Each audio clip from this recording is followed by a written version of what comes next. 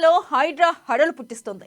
నిన్న మొన్నటి వరకు హైడ్రా అంటే అంత పెద్దగా ఎవరికీ తెలియదు.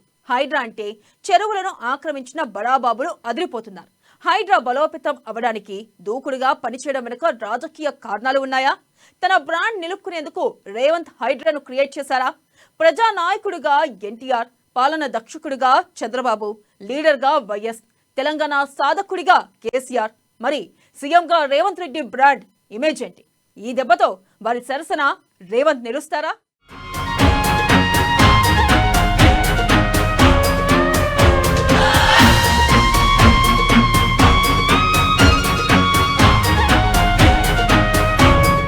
తెలుగు రాష్ట్రాల్లోని ట్రెండ్ సెట్టర్ గా హైడ్రా, కబ్జాదారుల భరతం పట్టేందుకు హైడ్రా, భగవద్గీత స్ఫూర్తితో ముందుకు రేవంత్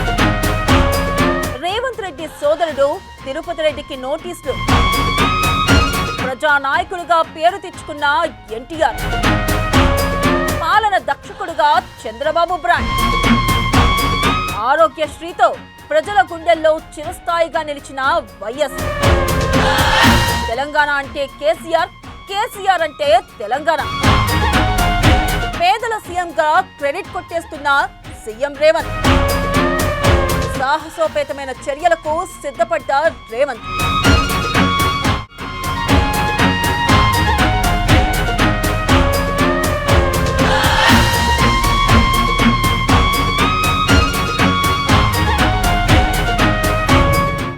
రేవంత్ రూపొందించిన హైడ్రా ఇప్పుడు తెలుగు రాష్ట్రాల్లోని ట్రెండ్ సెట్టర్ గా నిలుస్తుంది.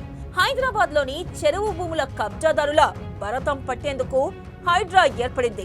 ఇక తన సొంత కుటుంబ సభ్యులైనా, సొంత పార్టీ వారైనా, విఐపీలైనా సరే చెరువు ఎఫ్టీఎల్లో లేదా బఫర్ జోన్ లో కట్టడాలు నిర్మిస్తే కూల్చక తప్పదని వార్నింగ్ వదిలారు సీఎం రేవంత్. భగవద్గీత స్ఫూర్తితో తాను ఈ పని చేస్తున్నట్లు చెప్పారు.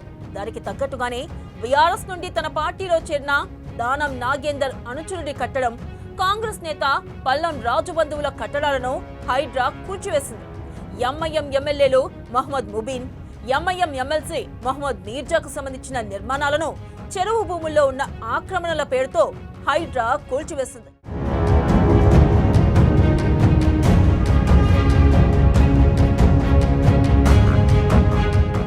తాజాగా సీఎం రేవంత్ రెడ్డి సోదరుడు తిరుపతి రెడ్డికి అధికారులు నోటీసులు పంపారు. దుర్గం చెరువు ఎఫ్టీఎల్ జోన్లో తిరుపతి రెడ్డికి చెందిన కట్టడాలు ఉన్నాయని, 30 రోజుల్లో వాటిని కూల్చివేయాలని నోటీసుల్లో పేర్కొన్నారు. ఇలా కాంగ్రెస్, బీఆర్ఎస్, బీజేపీ, ఎంఐఎం అన్ని పార్టీలకు హైడ్రా సెగతగిలింది. ఇది చివరకు ఎటు దారి తీస్తుందా అన్న చర్చ ప్రస్తుతం రాజకీయ వర్గాల్లో సాగుతుంది.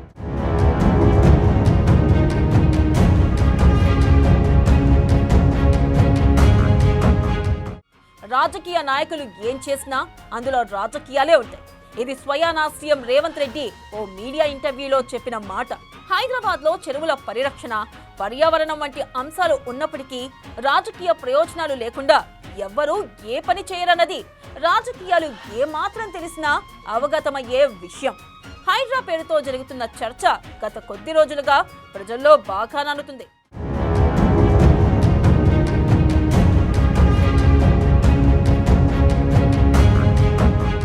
ప్రజాభిమానం మిన్నగా ఉన్న ప్రజానాయకుడిగా ఎన్టీఆర్ పేరును తెలుగు ప్రజలంతా తలుచుకుంటారు. సినిమా హీరోగా అనే ఇమేజ్ మాత్రమే కాకుండా డైనమిక్ సీఎంగా పేరు తెచ్చుకున్నారు.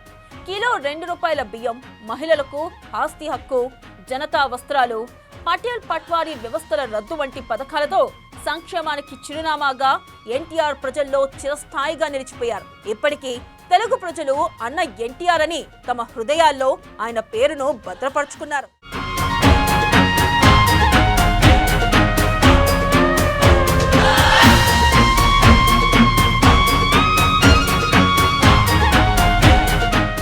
ఇక ఉమ్మడి ఆంధ్రప్రదేశ్ లో ప్రజా ప్రస్థానం పేరుతో 1470 కిలోమీటర్లు పాదయాత్ర చేసి వైఎస్ రాజశేఖర్ రెడ్డి కాంగ్రెస్ పార్టీని అధికారంలోకి తీసుకొచ్చారు. అనంతరం ప్రజల ముఖ్యమంత్రిగా వైఎస్ ప్రజల గుండెల్లో చిరస్థాయిగా నిలిచిపోయారు. పేదలకు ఆరోగ్యశ్రీ ద్వారా కార్పొరేట్ వైద్య సేవలను అందుబాటులోకి తెచ్చి ప్రాణదాతగా పేరు తెచ్చుకున్నారు. ఉచిత విద్యుత్ ఇచ్చి రైతులకు ఆపద్ బాంధవుడయ్యారు. విద్యార్థులకు ఫీజు రియంబర్స్మెంట్ పథకాలతో అన్ని వర్గాల నేతగా వైఎస్ గుర్తింపు తెచ్చుకున్నారు. అంతేకాదు రాజన్న అని వచ్చేవారికి అన్నగా ఆదుకుంటాడన్న ఇమేజ్ వైఎస్ సొంతం.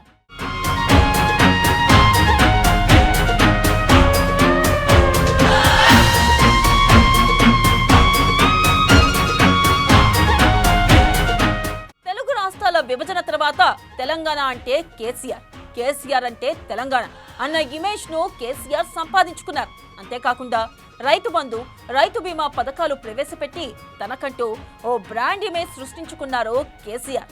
తెలంగాణ చరిత్రలో కేసీఆర్ పాత్ర ఎవ్వరూ మర్చిపోలేనిది.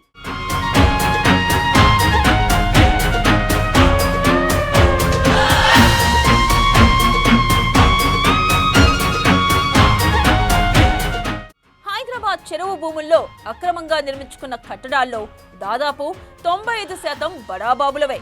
వాటిని కూల్చడాన్ని ఇప్పటికే అన్ని వర్గాల ప్రజలు మద్దతు తెలుపుతున్నారు. ఇలా పెద్దలను దెబ్బకొట్టడం ద్వారా పేద మధ్యతరగతి వర్గాల ముఖ్యమంత్రిగా ఇమేజ్ సంపాదించుకుంటున్నారా అన్న చర్చ ప్రస్తుతం రాజకీయ వర్గాల్లో సాగుతుంది. తన కుటుంబ సభ్యులు, పార్టీ నేతలు, మంత్రులు స్వపక్ష విపక్ష అనే తేడా లేకుండా అక్రమ కట్టడాలు కూల్చేస్తామని రేవంత్ రెడ్డి ప్రకటన చేయడం కూడా సీఎంకు నిష్పాక్షికత కలిగిన డైనమిక్ సీఎంగా ఇమేజ్ సాధించుకునే లక్ష్యంలో భాగమేనా అన్న చర్చ కూడా రాజకీయ వర్గాల్లో సాగుతుంది. భవిష్యత్తులో చరిత్రను పరికిస్తే ముఖ్యమంత్రుల్లో తనకంటూ ఓ పేజీ ఉండాలని రేవంత్ కోరుకుంటున్నారా? అందుకే ఇలాంటి సాహసోపేతమైన చర్యలకు సిద్ధపడ్డారా అన్నది కూడా ఆలోచించాల్సి ఉంది.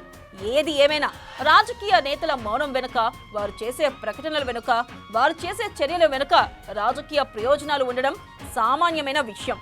ఇది కూడా ఆ కోవలోకి రాదని చెప్పలేం. కారణం ఏదైనా హైదరాబాద్ నగరంలోని చెరువుల పరిరక్షణకు రేవంత్ నడుం కట్టడం మాత్రం నగరవాసుల నుండి మంచి స్పందన వస్తుంది.